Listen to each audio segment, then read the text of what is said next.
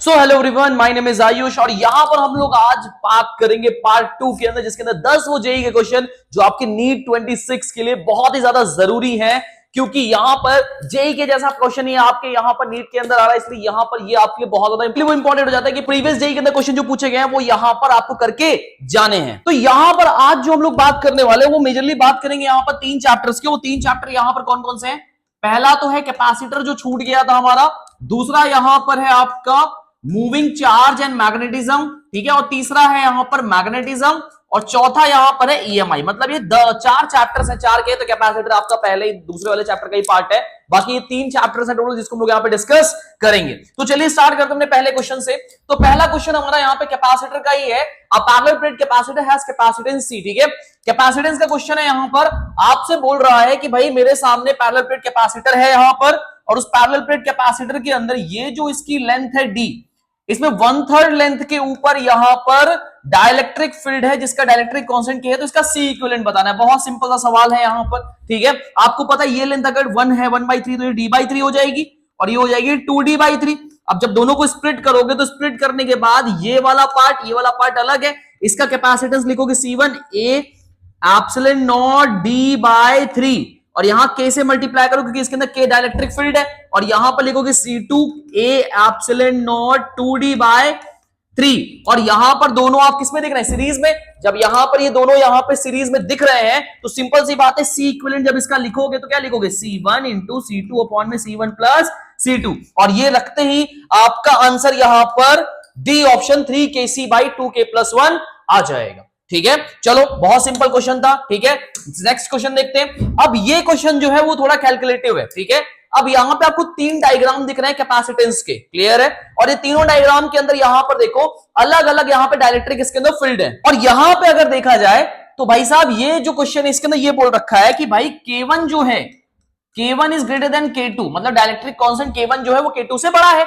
आपसे पूछ रहा है इन तीनों में से कैपेसिटेंस का ऑर्डर क्या होगा। तो देखो यहां पे अगर कैलकुलेशन करने जाओगे तो बहुत टाइम वेस्ट होगा। अगर मैं बोलूंगा नीट के अंदर ये क्वेश्चन होगा तो थोड़ा सा दिमाग लगाना, कैलकुलेशन में बहुत ज्यादा टाइम आपका खा जाएगा, 5 मिनट से 10 मिनट आपका कैलकुलेशन में ले लेगा ये पूरा का पूरा, ठीक है। अगर स्पीड आपकी तेज नहीं है तो सबसे पहला दिमाग ये लगाना है कि अगर मैं इसको देखता हूं तो ये मुझे कैसा दिख रहा है?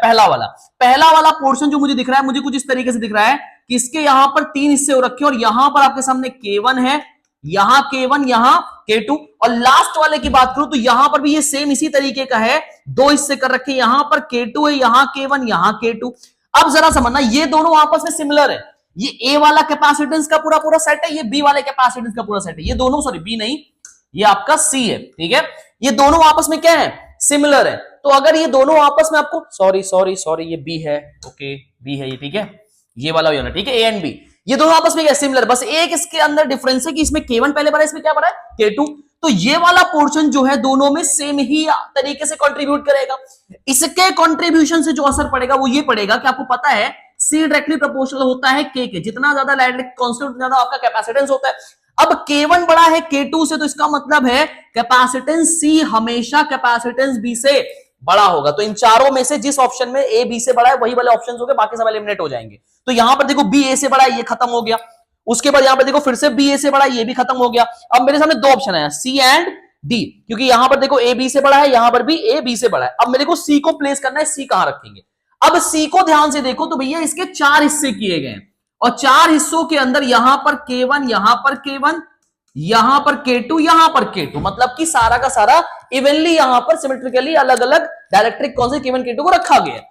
अब यहां पे ध्यान सुनना, इसमें K1 K2 डोमिनेट कर रहा था, पर इसमें K1 K2 इक्वल है। तो यहां पर ये जो भी इसका कैपेसिटेंस आएगा वो यहां पर इससे कम होगा, कह सकते हैं यहां पर, और इससे कम होगा और इससे ज्यादा होगा। कहने का मतलब ये इवनली डिस्ट्रीब्यूटेड है, तो कहीं ना कहीं ये यहां पर इन दोनों के बीच में लाई करेगा। तो इसी वजह से ये जो ऑप्शन C है ये सही हो जाएगा, और ऑप्शन आपका D गलत हो जाएगा। तो अगर दिमाग लगा के करोगे तो ये इस तरीके से हो जाएगा, बाकी सॉल्व करोगे तब भी आंसर आपको C ही मिलेगा यहां पर सॉल्व करने में ज्यादा टाइम लगेगा, इसलिए थोड़ा दिमाग का यूज करो और फटाफट इसको खत्म कर दो ऐसे, ठीक है। चलो अगला क्वेश्चन देखते हैं। यहां पे अगला क्वेश्चन आपका है यहां पर, ठीक है, अगला क्वेश्चन यहां पर है EMI से क्वेश्चन दिख रहा है मुझे। अब इसमें वही देखो आपका कौन सा क्वेश्चन आ गया? BLV, EMF is equal to BLV, जहां पर रॉड मूव कर जाए मैग्नेटिक फील्ड की प्रेजेंस में उसको में BLV लगाने का होता है, ठीक है।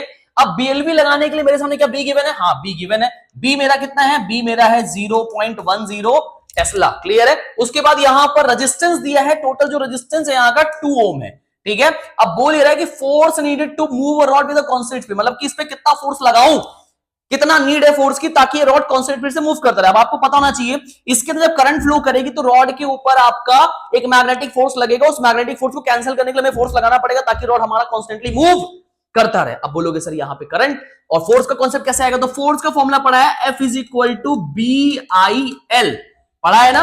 और यहां पे I जो आएगा, I आ जाएगा आपका यहां पर E/R से, और E आपका BLV से आ जाएगा। तो BLV लगाओ जल्दी से यहां पे। तो अगर मैं BLV लिखना चाहूं तो B है 0.1 टेस्ला, L कितनी है? 1 मीटर लॉन्ग वायर है, और यहां पर V कितना है? V है 1.5 मीटर पर सेकेंड। तो यहां पर जब BLV लिखूंगा तो यहां से आपका 0.15 मल्टीप्लाई बाय 1.5, 0.10 है, ठीक है, इंटू 1, और R कितना है? 2 में, ये I आ गया मेरा। ठीक है, अब मुझे F निकालना है तो F will be equal to B कितना है यहां पर? B फिर से वही 0.1 टेस्ला मल्टीप्लाई बाय I कितना है? I निकाल लिया 0.1 इंटू 1 इंटू 1 1.5 अपॉन में 2, और लेंथ कितनी है? 1।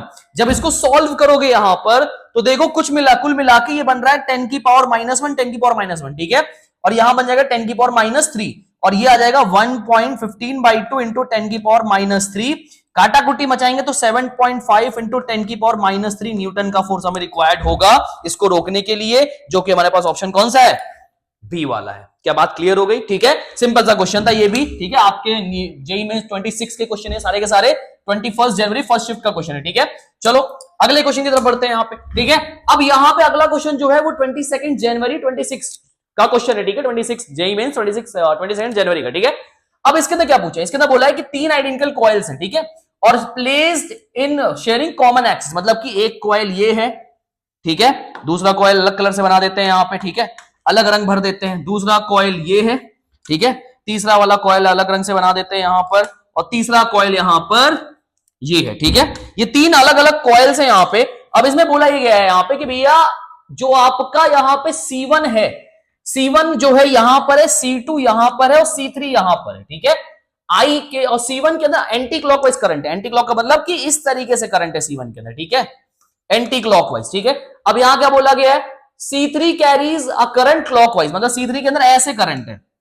ठीक है, अब बोला ये जा रहा है कि an induce current flow C2 will be clockwise when, C2 के अंदर क्लॉकवाइज करंट कब आएगी? ठीक है, मतलब ये है कि मुझे C2 के अंदर भी क्लॉकवाइज करंट को लेके जाना है। देखो यहाँ पे क्लॉकवाइज करंट निकाल रहा हूं C2 में, ठीक है, ये क्लॉकवाइज करंट है C2 के अंदर, ठीक है, इस तरह करंट लेके जाना है। तो कब होगा ऐसा? तो पहली बात ये समझो कि इसकी जो मैग्नेटिक फील्ड हो कुछ ऐसे बनेगी। ठीक है, ध्यान से देखना, यहाँ पे मैं सबकी मैग्नेटिक फील्ड बना रहा हूं रेड कलर से। ठीक है, इसकी मैग्नेटिक फील्ड ऐसे बनेगी। ठीक है, ये हो जाएगा नॉर्थ पोल, ये हो जाएगा साउथ पोल। इसकी मैग्नेटिक फील्ड ऐसे बनेगी, ये हो जाएगा नॉर्थ, ये हो जाएगा साउथ, और इसकी मैग्नेटिक फील्ड भी ऐसे ही बनेगी, ये हो जाएगा नॉर्थ, ये हो जाएगा साउथ। ठीक है, अब यहां पर आपको पता है कि लेंज लॉ जो बोलता है कि अगर कोई मैग्नेट पोल नॉर्थ है वो पास आ रहा है तो दूसरा जो कॉइल है वो किसकी तरफ बिहेव करेगा? नॉर्थ की तरफ बिहेव करेगा, ये दूर भाग जाए। मतलब लेंज लॉ का सीधा मतलब है कि आने भी नहीं देगा, जाने भी नहीं देगा। तो वही कॉन्सेप्ट का यूज करना है। चलो ऑप्शन देखते हैं यहां पे। पहला ऑप्शन बोला C1 C3 moves with equal speed away from C2। अगर यहां पे C1 C3 को, C1 को मैंने इधर मूव करा दिया, ठीक है, ध्यान से देखना, C1 को अगर मैंने इधर मूव कराया और यहां पे C3 को इधर मूव कराया अवे फ्रॉम द कॉइल, तो ये जब दूर जाएगा तो ये नॉर्थ की तरफ बिहेव करना चाहेगा, और ये भी दूर जाएगा तो भी नॉर्थ की तरफ बिहेव करना चाहेगा। मतलब यहां पर ये इस तरीके से करंट इसमें फ्लो करेगा ही नहीं, दोनों अगर दूर जाएंगे तो। ठीक है, क्योंकि इधर भी नॉर्थ बनेगा, इधर भी नॉर्थ ही बनेगा यहां पर, दोनों कंडीशन के अकॉर्डिंग। ठीक है, जो पॉसिबल भी नहीं है यहां पर। बी ऑप्शन क्या है? बी ऑप्शन से पहले, क्योंकि बी ऑप्शन करेक्ट है, यहां पे सी और डी देख लेते हैं। ठीक है, सी ऑप्शन क्या है? C1 C3 move with equal speed towards C2। जब दोनों पास आएंगे तो ये यहां पर साउथ की तरफ बिहेव करेगा, ये यहां पर भी साउथ की तरफ बिहेव करेगा, उसको रैपल करना होगा, तो ये भी पॉसिबल नहीं है। अब यहां पे अगला C1 move away from C2, C3 move towards C1 move away, C1 को इधर भगा दो और C2 को C3 को इधर बुला लो। अगर C1 इधर जाएगा तो ये नॉर्थ की तरफ बिहेव करेगा, क्योंकि साउथ जा रहा है दूर, और यहां पर ये इधर आएगा तो साउथ की तरफ बिहेव करेगा, मतलब इधर नॉर्थ इधर साउथ, तो एंटी क्लॉक करंट हो जाएगी। तो मतलब ये भी ऑप्शन पॉसिबल नहीं है। तो केवल कौन सा ऑप्शन पॉसिबल है? C1 जब ये इधर आए तो ये साउथ की तरफ बिहेव करे, और जब C3 इधर जाए तो ये नॉर्थ की तरफ बिहेव करे। तो ओनली यही ऑप्शन पॉसिबल है कि C1 इधर आना चाहिए और C3 इस तरफ जाना चाहिए। तो इसी वजह से ऑप्शन बी हमारा क्या हो गया? करेक्ट हो गया। ठीक है, घुस रही भेजे में बात, ठीक है। तो यहां पर ये वाला क्वेश्चन भी हमारा हो गया। तो अब नेक्स्ट देखते हैं, नेक्स्ट क्वेश्चन जो आपका यहां पर है ये वाला क्वेश्चन, ठीक है। अब ये क्वेश्चन देखो यहां पे, इसको मैं थोड़ा जूम इन जूम आउट करता हूं, ठीक है। क्वेश्चन आराम से देखो, ठीक है, देखो क्वेश्चन, ठीक है। अब देखो क्वेश्चन पूछ क्या रहा है, पूछिए क्वेश्चन के अंदर देखो डेटा बहुत सारे हैं। पहली बात तो बोला एक सोलेनाइड है 100 सेंटीमीटर का है, radius 2 centimetre, number of turns 500, current उसके अंदर फ्लो कर रही है ये, उसके अंदर का ओमेगा ये, उसके बाद यहां पर रेडियस एक और लूप है यहां पर, उसका रेडियस 1 सेंटीमीटर। कोएक्सियली का मतलब कि भाई साहब दोनों एक ही थाली एक ही एक्सिस पर है, ठीक है। उसके बाद बोला है कि सोलेनाइड की स्पीड क्या है 1 सेंटीमीटर, ठीक है। स्लाइडिंग थ्रू, ये जो कॉयल है वो अंदर जा रहा है सोलेनाइड के, कितने 1 सेंटीमीटर पर सेकंड की स्पीड से। बोला the RMS current through the loop when the loop is inserted 10 centimetre inside the solenoid, इतना इतना इतना, ठीक है। अब बोल रहा है यहां पे कि उसके अंदर जो आपका यहां पर करंट आया आरएमएस वो alpha by √2 mu A micro emperor आया। तो आपको बताना है यहां पे अल्फा की वैल्यू कितनी है। कैलकुलेटिव क्वेश्चन है पर यहां पे देखते हैं। फर्स्ट ऑफ ऑल यहां पर अगर सोलेनाइड है, ध्यान से देखना, ये अगर सोलेनाइड है, ठीक है, और यहां पे मैं बोलता हूं कि भाई ये सामने है करंट कैरिंग लूप, ठीक है, ये करंट कैरिंग लूप है यहां पे, ठीक है। तो अगर ये लूप आपका इधर भाग रहा है 1 सेंटीमीटर पर सेकंड की स्पीड से, यही है ना 1 सेंटीमीटर पर सेकंड, ठीक है। तो यहां पर होगा क्या, ये जब इधर भागेगा तो इसके अंदर किसका चेंज आएगा, इसके अंदर फ्लक्स का चेंज आएगा। और अगर फ्लक्स का चेंज आएगा तो यहां पे कुछ ना कुछ ईएमएफ जनरेट होगा। और देखो लूप का रेजिस्टेंस भी दे रखा है 10 ओम, तो मतलब कुछ ना कुछ करंट जनरेट होगी, तो वही हम करंट निकाल लिया हमें यहां पे। अब यहां पे ईएमएफ निकालने का सबसे बेसिक फॉर्मूला क्या होता है, ईएमएफ निकालने का होता है N d phi by dt।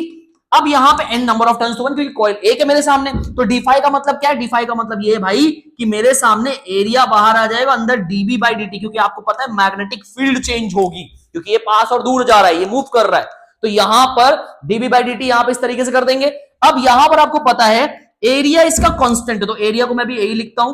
b किसकी वजह से, b है सोलेनाइड की वजह से। सोलेनाइड का b कैसे लिखा जाता है, सोलेनाइड का b लिखा जाता है म्यू नॉट एन आई। तो यहां पे लिखेंगे म्यू नॉट एन, और देखो आई जो है सोलेनाइड के अंदर वो इस टर्म में गिवन, मतलब आई वेरी कर रहा है, तो आई बाहर नहीं आएगा, आई अंदर रह जाएगा D I by d T बन के, इसको तोड़ा जाएगा, डिफरेंशिएट किया जाएगा, ठीक है।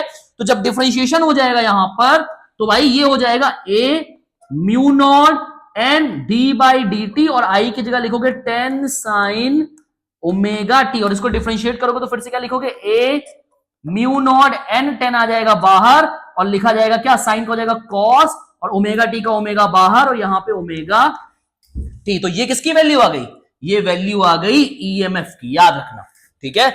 आराम से देखो, समझ में आ रहा है, बिल्कुल ठीक है, ठीक है। चलो देखते हैं और क्या कर सकते हैं इसके अंदर, ठीक है। थोड़ा इसको ऊपर बढ़ाते हैं यहां पे। तो यहां पर आपके सामने ई की वैल्यू आ चुकी है।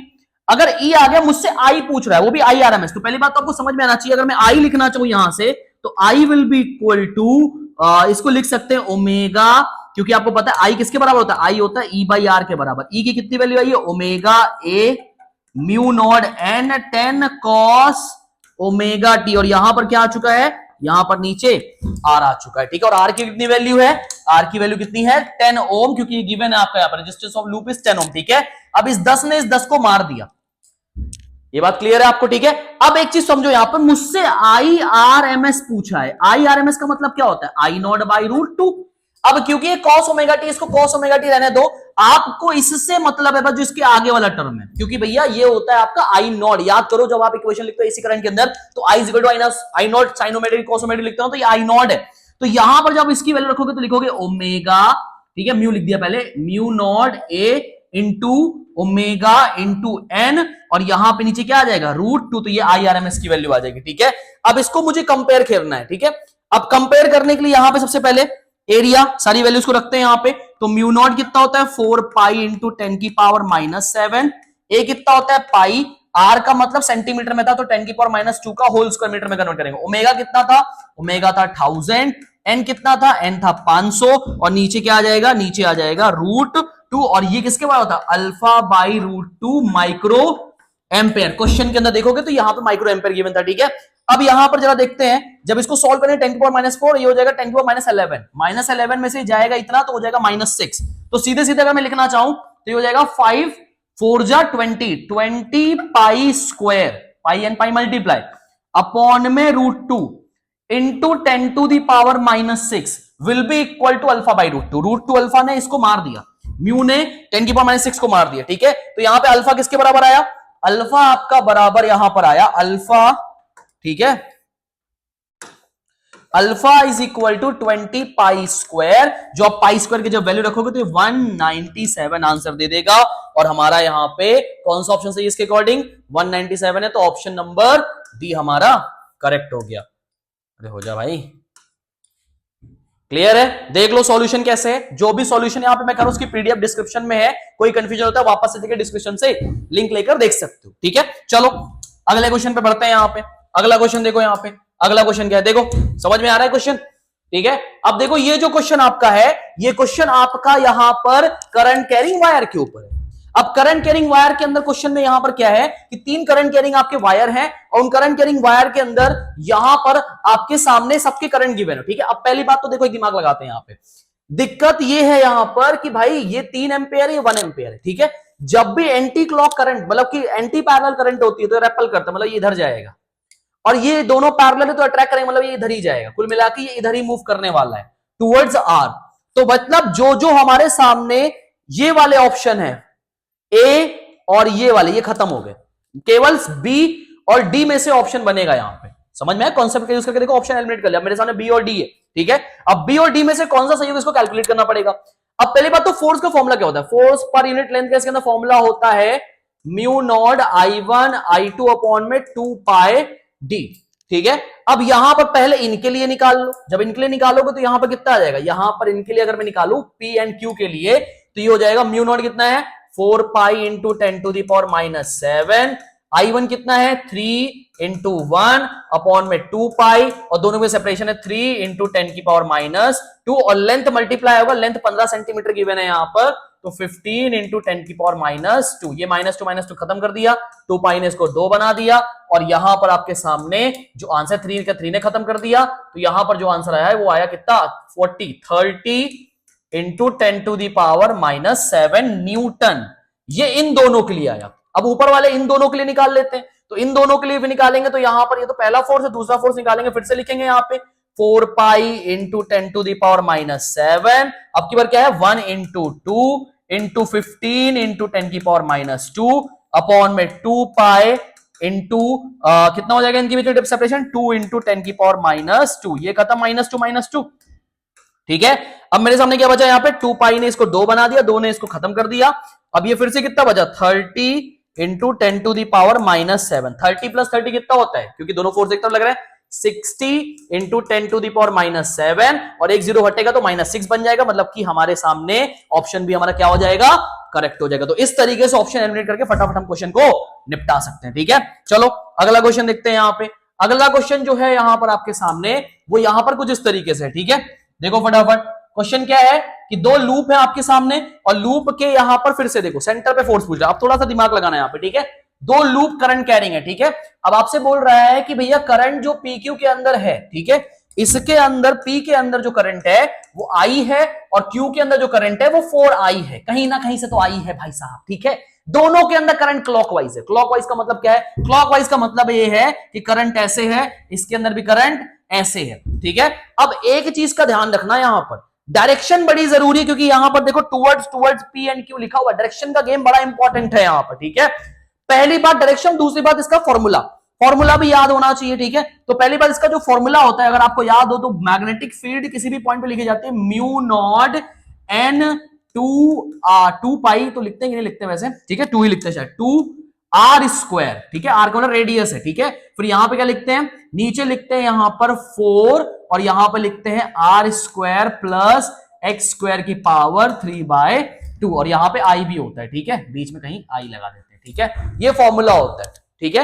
वैसे अगर 2 को हटा दिया जाए ऊपर से, जो मुझे रटा हुआ ज्ञान था उसके हिसाब से, अगर 2 को हटा दिया जाए तो यहाँ पे I R स्क्वायर, और यहां नीचे क्या बच जाएगा, नीचे बच जाएगा यहां पर 2, ठीक है। अब बोलोगे यहां पे एक फॉर्मूला, अब देखो इसको वेरीफाई करके देख लो, क्योंकि आपको पता है किसी भी लूप के सेंटर पे जो मैग्नेटिक फील्ड आती है वो आती है म्यू नॉट I अपॉन में 2R, x की वैल्यू 0 रख के देख लो, आपका फॉर्मूला वही आ जाएगा, क्या बात क्लियर है? ठीक है, अब नंबर ऑफ लूप 1 है, ये बी का फॉर्मूला है किसी भी पी पॉइंट पे, किसी एक्सिस पे ये लूप है, इसके एक्सिस पे पी पॉइंट पे रखे हुए पॉइंट पे मैग्नेटिक फील्ड का फॉर्मूला यही होता है। ठीक है, अब पूछ क्या रहा है, पूछ रहा है कि भैया रेडियस आर है और आपको बताना है कि आर डिस्टेंस पर ही मैग्नेटिक फील्ड क्या आएगी जब करंट आपकी दोनों में कैसी हो, क्लॉकवाइज। अब क्लॉकवाइज से मतलब क्या समझो यहां पे, जब आप इस पॉइंट की बात करोगे पी की, ठीक है, ध्यान सुनना मैं क्या बताने वाला हूं, पी की बात करोगे तो पी के लिए, क्योंकि आप देखो लूप ऐसे है, ठीक है, लूप ऐसे है आपका, अगर आप पी की बात करोगे तो पी के लिए जो डीएल वेक्टर है अभी, क्योंकि आप देखो लूप ऐसे है, उसमें क्लॉकवाइज करंट है, लूप आपका ऐसे है और क्लॉकवाइज करंट है। ठीक है,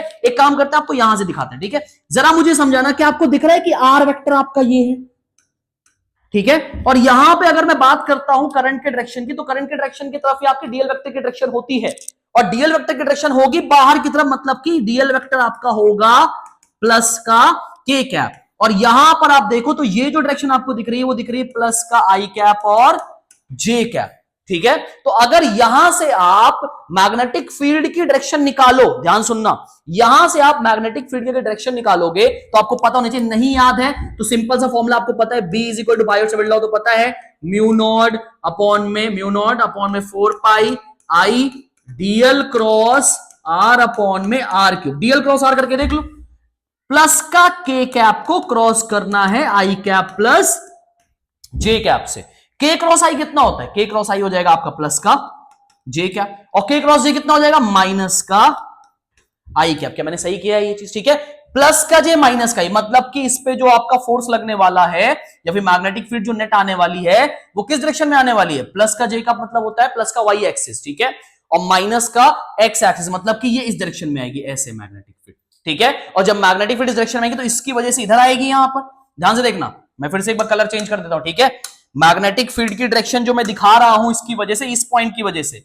वो आएगी इधर, और इस पॉइंट की वजह से इधर, तो इसका जो रिजल्टेंट बनेगा वो इधर आएगा, मतलब नेट मैग्नेटिक फील्ड का रिजल्टेंट इधर आएगा, किसकी वजह से, आई वाले की वजह से, और इसकी वजह से किधर आएगा, इधर आएगा। अब दोनों के अंदर करंट की वैल्यू किसकी ज्यादा है, दोनों के अंदर करंट की वैल्यू 4i की ज्यादा है, बाकी सारी वैल्यू सब में सेम है। ठीक है, अगर दोनों के अंदर करंट की वैल्यू 4i की ज्यादा है तो इसका मतलब यह है कि यहां पर इसके अंदर इसका जो फोर्स लगेगा वो भी ज्यादा होगा। ठीक है, तो पहली बात तो आपके सामने टुवर्ड्स क्यू की तरफ वाले ऑप्शन मुझे लग रहा है सही होने चाहिए।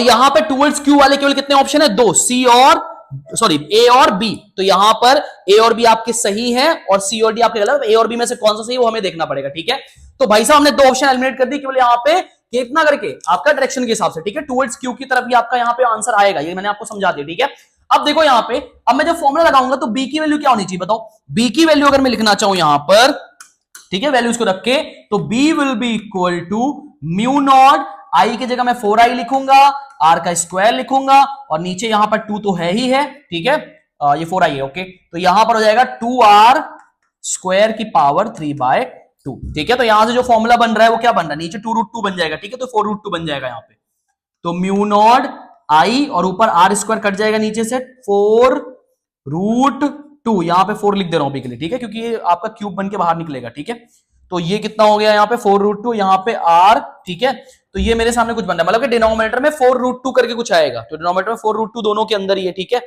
तो एक में आपका 4 आ रहा है, ठीक है, और दूसरे में क्या आ जाएगा, यहां पर दूसरा अगर मैं आंसर निकालता हूं बी के लिए, तो यहां पर आ जाएगा म्यू नॉट, ऊपर रहेगा आई, यहाँ पे आर स्क्वायर, और नीचे क्या हो जाएगा r स्क्वायर हटाओ। ठीक है, r स्क्वायर हटाओ, ठीक है, म्यू नॉट आई, और यहां पर नीचे आ जाएगा 4√2 फिर से r। ठीक है, जब दोनों को आप माइनस करोगे तो 3 आंसर आएगा। ठीक है, 3 बचेगा, तो ऑप्शन वाला भी हमारा क्या हो जाएगा, करेक्ट हो जाएगा, म्यू नॉट आई, क्योंकि दोनों को आपको माइनस करना पड़ेगा। ये वाला फोर्स, ये वाला मैग्नेटिक फील्ड इधर है जिसका नाम है म्यू नॉट आई अपॉन में 4√2r, और एक मैग्नेटिक फील्ड है जिसका नाम है mu not 4 mu naught I upon में 4√2r। माइनस करोगे तो नेट मैग्नेटिक फील्ड इधर ही आएगी टुवर्ड्स r की तरफ, सॉरी टुवर्ड्स q की तरफ। ओके, ठीक है, कैलकुलेटिव क्वेश्चन था पर फॉर्मूला याद रहेगा तो फटाफट आपका हो जाएगा, और ऐसे क्वेश्चन आपके एग्जाम में आ भी सकते हैं, इसलिए इस क्वेश्चंस के लिए तैयार भी रहना आपको। ठीक है, चलो नेक्स्ट। ठीक है, अब देखो फिर से एक क्वेश्चन है ऐसा ही कुछ। ठीक है, अब इस क्वेश्चन के अंदर जब भी मैग्नेटिक फील्ड का क्वेश्चन आता है ना, मेरे को यार केवल एक ही चीज समझ में आती है, डायरेक्शन पकड़ो, डायरेक्शन पकड़ो, डायरेक्शन पकड़ो। डायरेक्शन पकड़ लिया ना तो काम हो जाता है, क्योंकि इसको सॉल्व भी नहीं करना पड़ता। ठीक है, अब देखो यहाँ पे डायरेक्शन पकड़ना कैसे है। पहली बात तो एक लूप है, लूप के बाद ये वायर है, ये इधर से इन्फिनिटी इधर से इन्फिनिटी, ठीक है। इसकी वजह से मैग्नेटिक फील्ड बाहर की तरफ, तो मतलब कि प्लस का, क्योंकि बाहर की तरफ डायरेक्शन देखो आई कैप दिया तो प्लस का आई कैप। अब इसकी वजह से मैग्नेटिक फील्ड अंदर की तरफ, मतलब कि माइनस का आई कैप। तो यहां पर कुल मिला के आई कैप के सारे ऑप्शन है, तो भैया ऑप्शन एलिमिनेट नहीं होने वाले, ठीक है।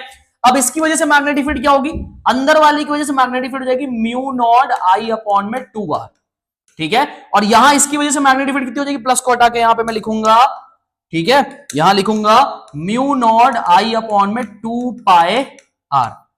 क्लियर है। अब यहां पर देखो आई कैप को कॉमन निकालो, और यहां पर जब ऑप्शन एलिमिनेट करोगे तो जरा देखो यहां पे क्या बन रहा है, म्यू नॉट अपॉन में 2 पाई r, ठीक है। देखो सब में 2 पाई r कॉमन निकाला, तो मैं सब में निकाल लेता हूं यहां पे म्यू नॉट आई अपॉन में 2 पाई r को मैं कॉमन निकालूंगा, तो और आई कैप भी कॉमन निकाल लू, तो यहां पे आई कैप बचेगा केवल, और यहां बचेगा माइनस का आई नॉट इंटू पाई। क्लियर है। अब यहां पे कोई ऐसा ऑप्शन है 1 माइनस पाई का, 1 माइनस पाई 1 माइनस पाई नहीं है, कोई भी 1 माइनस पाई, ठीक है। पाई माइनस 1 माइनस कॉमन निकाल लेता हूं, तो पाई माइनस 1 बन जाएगा, माइनस कॉमन निकाल लूंगा तो, और यहां पर आपके सामने ये वाला जो ऑप्शन आपको दिख रहा है ये क्या हो जाएगा, करेक्ट हो जाएगा। क्या बात क्लियर है आपको, ठीक है। तो इस तरीके से आपका क्वेश्चन ये भी कंप्लीट फटाफट, ठीक है। अगले पे बढ़ते हैं, चलो देखो यहां पे अगला क्वेश्चन जो है, ठीक है, अगला क्वेश्चन जो है वो यहां पे क्या पूछ रहा है, बोल रहा है current carrying solenoid is placed vertically in a particle of mass m and charge q is release from rest, ठीक है। एक सोलेनोइड है, अब यहां से एक चार्ज पार्टिकल प्लस q को रिलीज किया गया नीचे m मास, ठीक है। अब बोला जा रहा है कि acceleration due to gravity a के बारे में कमेंट करना है कि a किसके बराबर होगा। फर्स्ट ऑफ ऑल ये समझो यहां पे कि जो मैग्नेटिक फील्ड होती है सोलेनोइड के अंदर वो कैसे दिखेगी, क्या मैग्नेटिक फील्ड आपको ऐसी दिखेगी कि भाई साहब मैग्नेटिक फील्ड ऐसे, मैग्नेटिक फील्ड ऐसे, मतलब मैग्नेटिक फील्ड से along the direction of the velocity, क्योंकि वेलोसिटी पार्टिकल की किधर है, वेलोसिटी पार्टिकल की यहां पर नीचे की तरफ है, मैग्नेटिक फील्ड भी नीचे की तरफ, थीटा दोनों में 0, और फोर्स जो लगता है वो लगता है क्यू वी क्रॉस बी, तो ये 0 हो जाएगा। तो यहां पर क्योंकि आपको पता है क्यू वी भी साइन थीटा के साथ खुलता है, साइन 0 तो फोर्स भी क्या हो गया 0, तो मतलब फोर्स तो इसके ऊपर नीचे लग रहा है मैग्नेटिक, तो केवल नीचे किसकी वजह से आएगा, जी की वजह से, तो ए किसके बराबर होगा, हमेशा जी के बराबर होगा। कई बात क्लियर हो रही है सबको, ठीक है। चलो नेक्स्ट, तो आखिरी क्वेश्चन यहां पर है, ठीक है, ये आपका मैग्नेटिज्म मैटर से क्वेश्चन है, ठीक है। तो क्वेश्चन असर्शन रीजन का है, क्वेश्चन में क्या पूछ रहा है, क्वेश्चन में पूछ रहा है यहां पर कि भैया individual atom of ferromagnetic material possess a magnetic dipole moment interact with one another such a way that they spontaneously, ठीक है। अगर फेरोमैग्नेटिक मटेरियल की बात करें तो आपको पता होगा उसके अंदर बड़े बड़े डोमेन्स बनते हैं, एटम के कॉम्बिनेशन से आपके डोमेन बनते हैं, ठीक है। तो यहां पर सारे डोमेन्स एक ही डायरेक्शन में अलाइंड होते हैं, ठीक है। इसी वजह से फेरोमैग्नेटिक मटेरियल बहुत अच्छे तरीके से मैग्नेटिक फील्ड को, मैग्नेटिक फील्ड के अंदर यहां पर मैग्नेटिक बिहेवियर शो करता है, ठीक है। अब यहां पे ये बोला जा रहा है कि चलो पहले असर्शन तो ठीक है कि भाई ऐसा ही होता है, डोमेन ऐसे ही फॉर्म होते हैं, ठीक है। At high enough temperature, the domain structure of ferromagnetic material disintegrates.